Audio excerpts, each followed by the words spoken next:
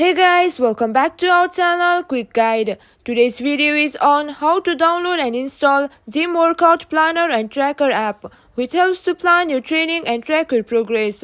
To do so, follow some simple steps which I will show you guys. Make sure your Wi-Fi is connected. Now open your App Store or Play Store and search for Gym Workout Planner and Tracker. You can see the app here. Click on the download arrow to download it. It will take some time to download depending upon the internet. Here you can see the app has been downloaded. Now open it and enjoy the feature of this app. Now you can use it for your workouts. So that's all for this video. If you find our video helpful, please leave a like and please do not forget to subscribe our channel. And also hit the bell icon for our latest videos and drop a comment for reviews and more content like this. I will see you guys again in our next video. Thank you for watching.